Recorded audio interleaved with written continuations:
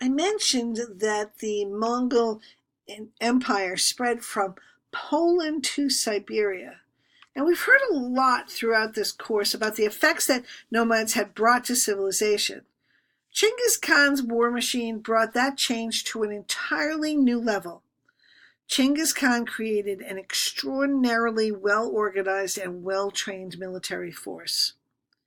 The Mongols had always been nomads, herding sheep and goats between grazing areas, riding ponies to round up herds, to hunt and make war. We've studied several nomadic societies, and the Mongols fit into that pattern. Kin-related clans gathered into their tribes under emergency conditions, returning to clan groupings when the threat had passed. Military ability, requiring both skilled horsemanship and talent with an assortment of deadly weapons, was valued over everything else. Horsemanship allowed Mongol armies to be entirely cavalry, and the speed that gave them was almost as fearsome as the arrows, hatchets, and lances they wielded.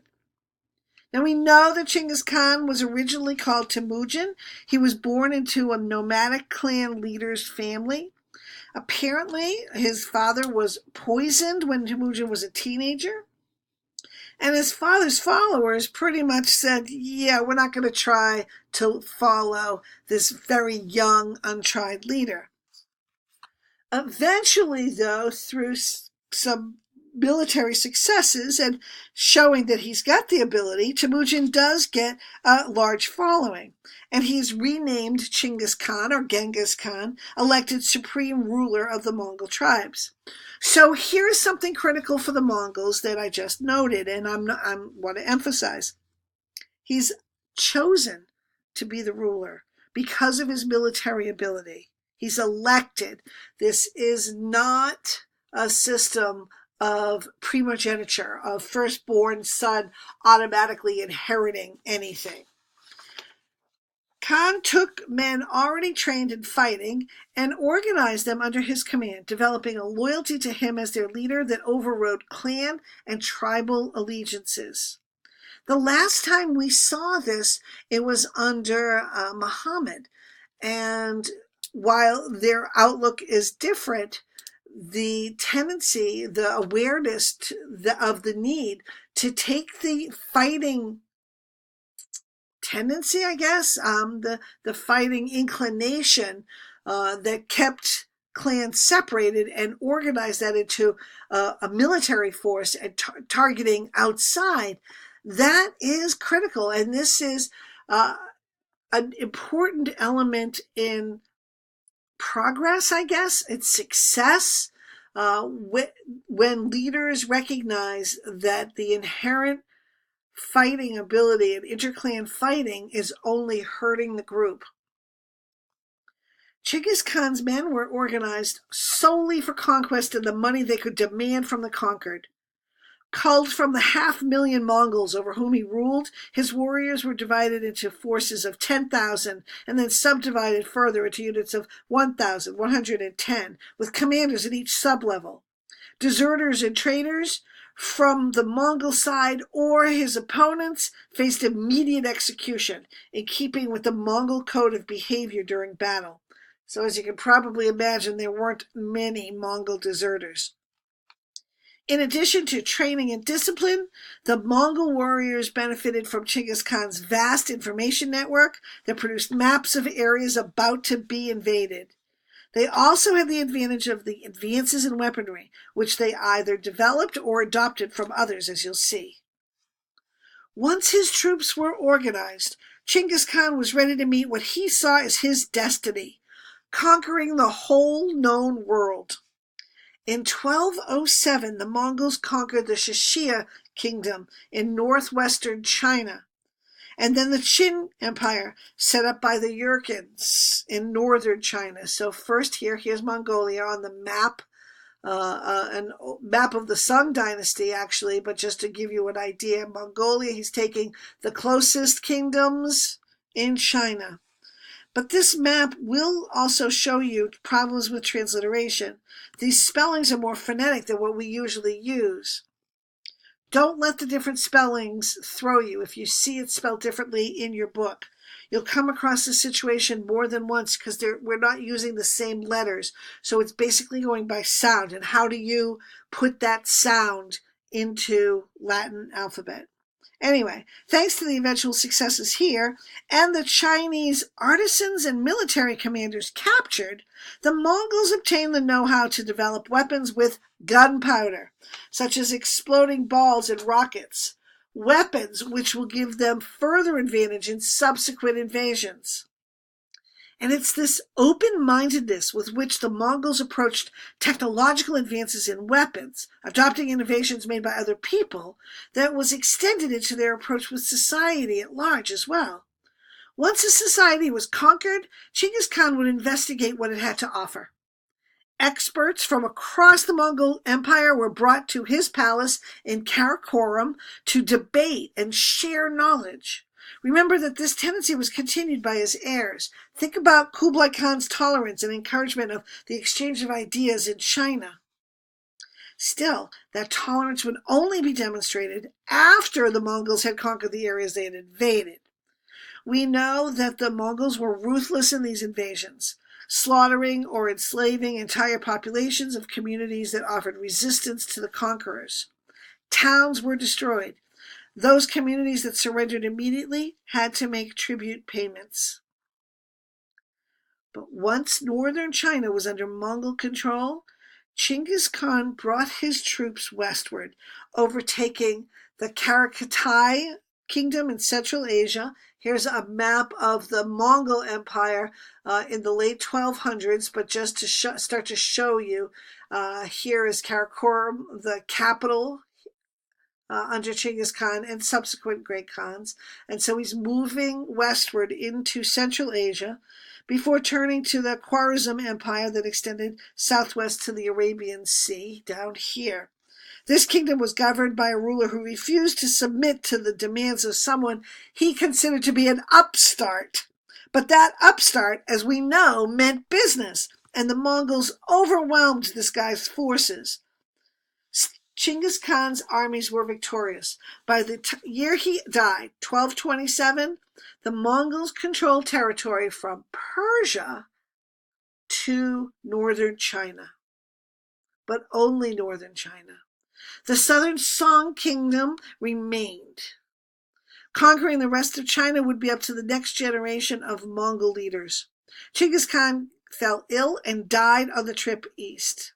In the beginning, his empire was divided between his heirs, the Khanate of the Great Khan, which was given to his son Ogadai, and which comprised most of the existing empire, and next door to it, the weaker, smaller Khanate of Chagatai, which went to Genghis Khan's son Chagatai, and his grandsons, leaders of the Blue Horde and the White Horde, were given the lands farthest away in what is now part of Russia.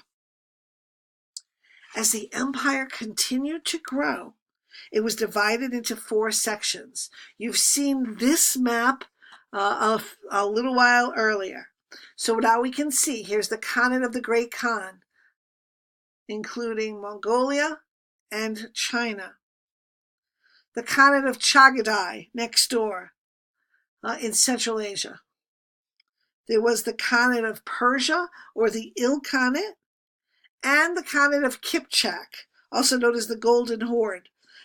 Essentially, and apparently they don't know the color wheel, the Mongols merged the blue and white hordes and came up with the Golden Horde. Now, anybody who's been in kindergarten knows that blue and white do not make gold, but hey, why quibble?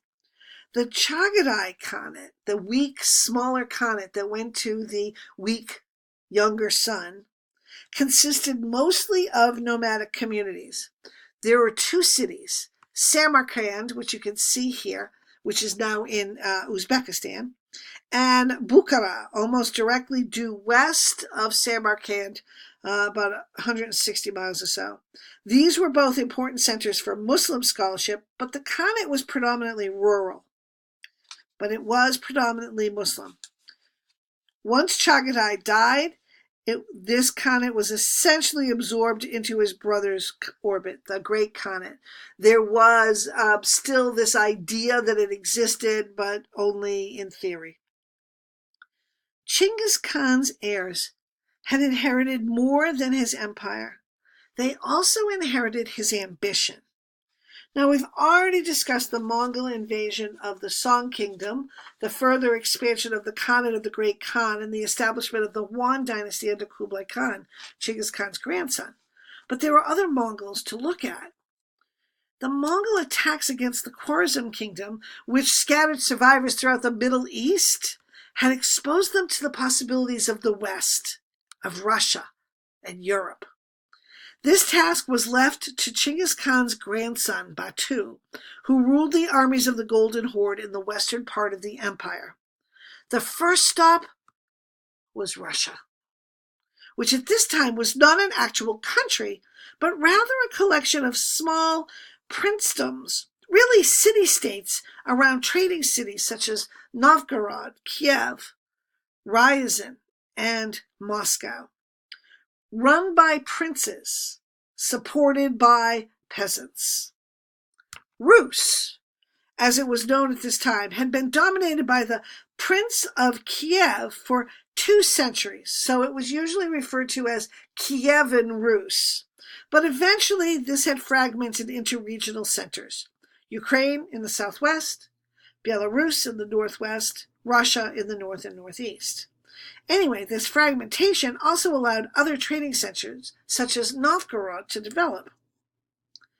The people of these city-states were mostly peasant farmers, with that ruling elite of princes. Most of the people had converted to the Eastern Orthodox Church, thanks to missionary movements in the area. Although for many years in contact with European states, it developed more of a Slavic culture, primarily due to the contact with Constantinople through the church. When the Mongols arrived, Rus offered very little resistance, because the Russian princes refused to cooperate with each other, and so formed no unified defense against the invaders. How many times are we going to hear this? The cities that did offer any resistance, including the once powerful city of Kiev, were virtually destroyed. Novgorod in the northwest was the only town spared, in large part due to the willingness of its prince, the famed, later sainted Alexander Nevsky, to submit to the Mongols. Nevsky was known for his heroism in battle, defeating the invading forces of the Swedes and the Teutonic Knights in the 1240s, but he surrendered before the Mongols even reached Novgorod. And nobody really knows why. But whatever the reason, Novgorod was not destroyed, and instead prospered under the Mongols. In fact, it became an independent city-state and a major center for trade. Now, other invaders, before and after, had been defeated by the Russian winters, but the cold weather worked to the Mongol advantage, keeping the ground hard enough for their horses to travel and freezing rivers that made crossings easier. Of course, the Mongols were accustomed to harsh winter weather. It's not like Mongolia is a sunny vacation paradise or anything. Over the course of 2 winter campaigns, the Mongols, called Tatars by the Russians, by the way, that means people from hell, defeated Russia, conquering Moscow in 1223, Kiev in 1240. They ruled for almost 250 years, but they didn't occupy the land. They didn't have to. Their base on the Caspian steppe, east of the Caspian Sea, where present-day Turkmenistan, Uzbekistan, and Kazakhstan lay, was close enough. Simply the threat of invasion was sufficient to keep most people in line. And the Mongols would go on the occasional marauding raid to instill fear into the hearts of the peasants. So they were known mostly as destroyers and tax collectors. Russian peasants were the hardest hit. Now they owed crops and labor obligations to 2 groups, Russian princes and Mongol rulers, and they grew increasingly impoverished as a result. This group was just at the mercy of everyone, and everyone was merciless. Finally, in search of protection, any protection from the Mongols, they turned to the princes and gave up any hope at all for independence.